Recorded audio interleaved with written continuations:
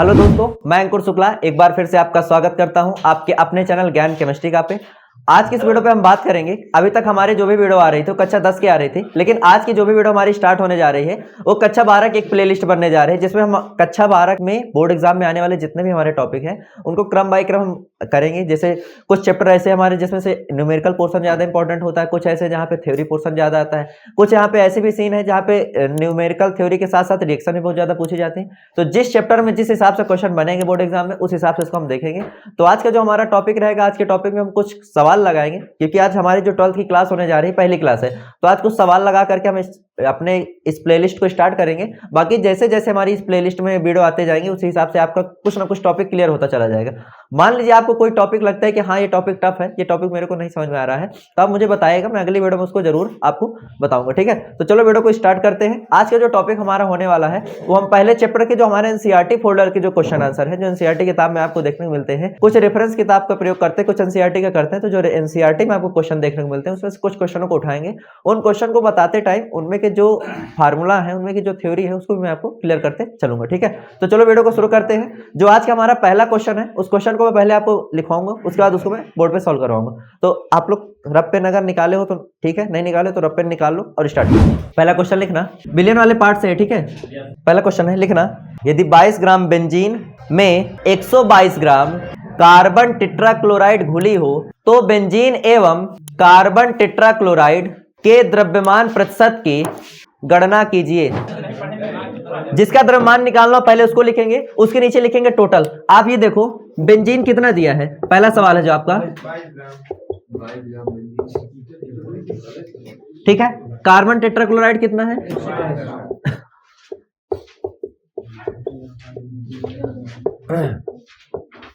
122 ग्राम। अब यहां देखना सभी लोग, हमको क्या ज्ञात करना है, द्रव्यमान प्रतिशत।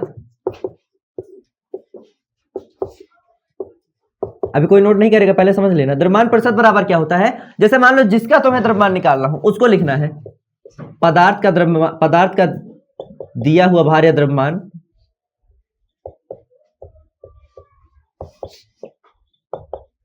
अपॉन कुल विलयन का भार, कुल विलयन का द्रव्यमान या भार, और इंटू में 100। अब देखो सबसे पहले तुम ये देख लो कि नीचे तुम्हें क्या लिखना है, विलयन। अब ये 22 ग्राम है, ये कितना है, 122। तो जो तुम्हारा विलयन बन के तैयार होगा भाई, यही दोनों चीज मिली है आपस में, तभी आगे चल के विलयन बनेगा। तो 22 और 122 जब जुड़ेगा तो कितना बन जाएगा, 144। तो देखो तुम्हारा जो द्रव्यमान प्रतिशत निकलेगा दो बार निकलेगा, एक बार बेंजीन का निकलेगा, एक बार इसका निकलेगा। यहाँ कोई फार्मूला का रोल नहीं है कि तुम पूछो इसका फार्मूला क्या होगा। अब बेंजीन का कितना भार दिया हुआ है पदार्थ का, 22 अपॉन नीचे विलयन कितना निकाले, 144, और गुणे में क्या है 100। इसको आप काटोगे तुम्हारा आंसर आ जाएगा। इसको सॉल्व करो, चलो जल्दी से। इसको थोड़ा सा छोटा करो, फिर पॉइंट पे लेके जाओ। 2 से काटे 11 है, 2 से काटे 2 से 14, 2 दूनी 4, और उसके बाद फिर से 2 से काटे, करो फिर बाकी लोग नोट भी करते चलेंगे। इसका लगभग आएगा 15.28। बेंजीन का आएगा, इसको जब आप सॉल्व करोगे तो आएगा 15.28%।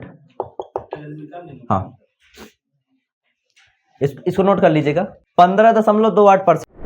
अच्छा यहाँ एक चीज और देखना, अब जैसे मान लो आप निकाल रहे हो बेंजीन का और कार्बन टेट्राक्लोराइड दोनों का निकालना था। बेंजीन का तुम्हारा इतना आ गया 15.28%। अब अगर आप कार्बन टेट्राक्लोराइड का निकालने जाओगे तो फिर से आप ऊपर कितना रखोगे, कार्बन टेट्राक्लोराइड के निकालने के लिए आप कितना रखोगे ऊपर। इस बार कार्बन टेट्राक्लोराइड के कितना दिया, 122, नीचे 144, गुणे में 100। आपको ये टिटिम्मा आप चाहो ना तो बिना किए भी आप आंसर इसका बता सकते हो। जानते हो क्यों, क्योंकि कुल हमारा जितना होता है ना, कुल प्रतिशत, ये बताओ कुल प्रतिशत कितना होता है, 100। अगर टोटल मिलाकर के दो पदार्थ हैं और दोनों मिलकर के कितना बनाएंगे, 100%। अगर उनमें से एक 15.28 है तो दूसरा कितना होगा, तो 100 में से क्या करोगे, 15.28 को क्या कर दोगे, घटा दोगे। लगभग 84 तुम्हारा कितना आएगा, 72%। कौन सा, CCl4 कार्बन टेट्राक्लोराइड। कैसे पता चला भाई, टोटल ये बताइए आपके सामने अगर कोई विलयन बन के तैयार हुआ है तो टोटल कितने प्रतिशत होगा, 100%। और 100% में अगर मान लो एक हमारा 25 है तो दूसरा कितना हो जाएगा, 100 में से 25 घटाए कितना बचा,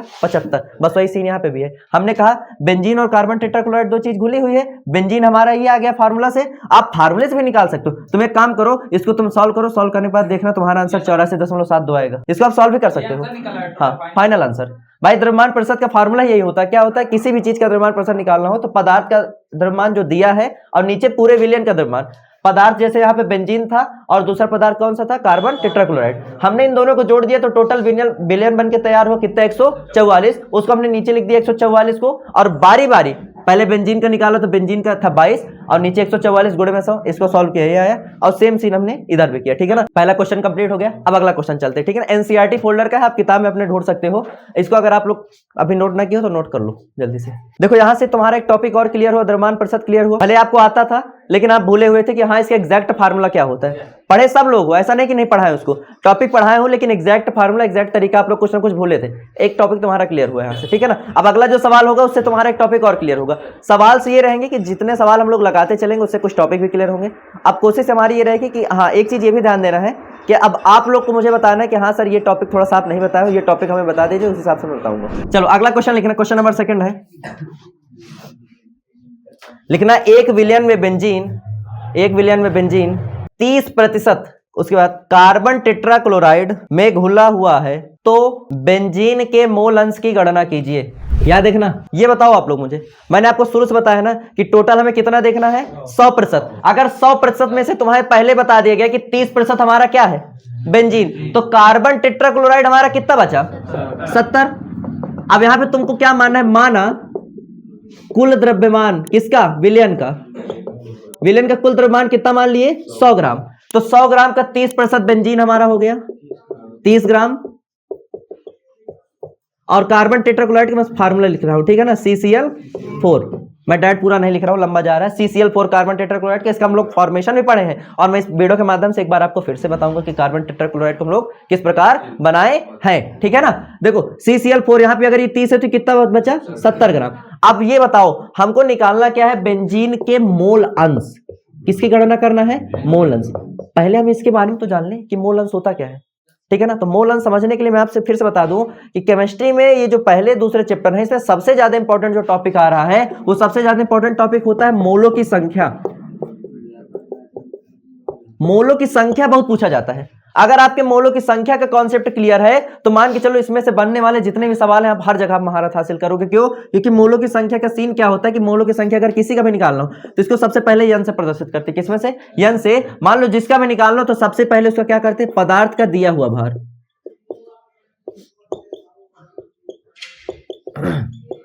और नीचे क्या लिखते हैं, उसी पदार्थ का अणुभार।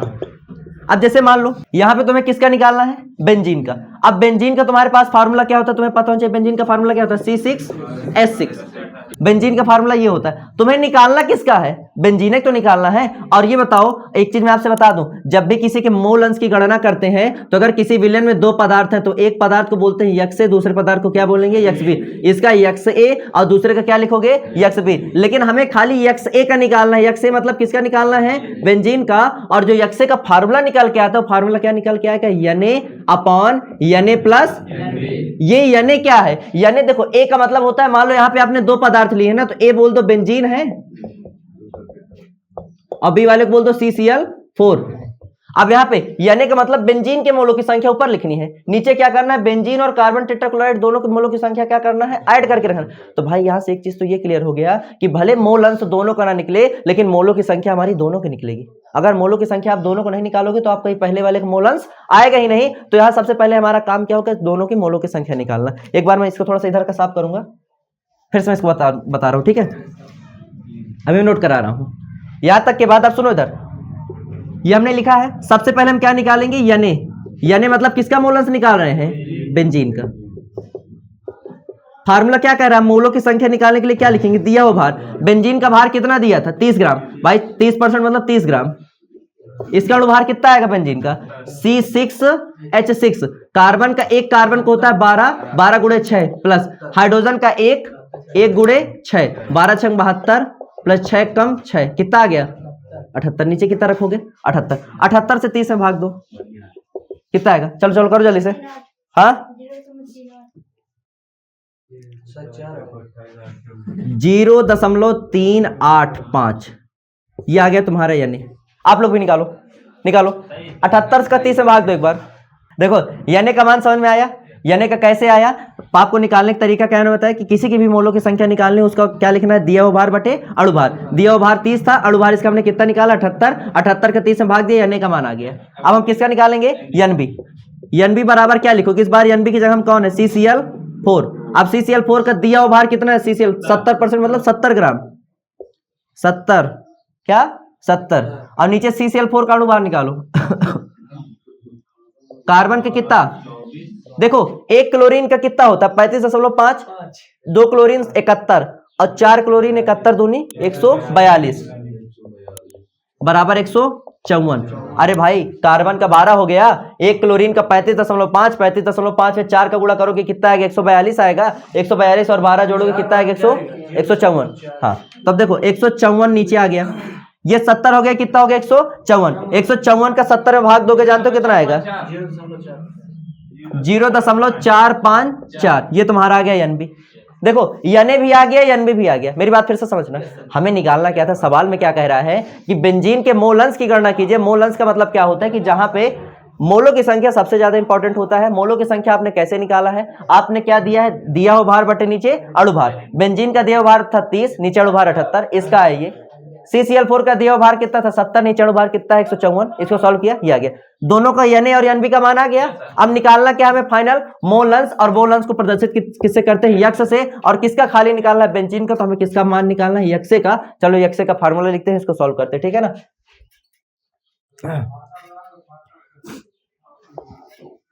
यक्से बराबर क्या लिखोगे, Na upon Na plus x is equal to, Na की वैल्यू कितना निकाले हो,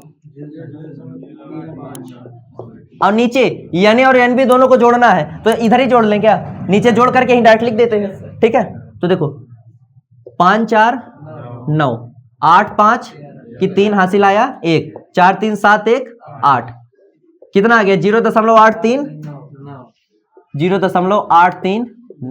देखो 3 अंक बाद ऊपर भी दशमलव, 3 अंक बाद नीचे भी दशमलव, से दशमलव क्या हो गया, कट गया। 839 का 385 में भाग दे देना, तुम्हारा फाइनल क्या आ जाएगा, आंसर। जो हमें आंसर निकालना है, इसका आंसर तुम्हारा आएगा लगभग 0.459। नोट कर लीजिए इसको। तो ठीक है, आज के जो हमारा ये पहला लेक्चर था क्लास 12 का, तो इसमें खाली इतना ही।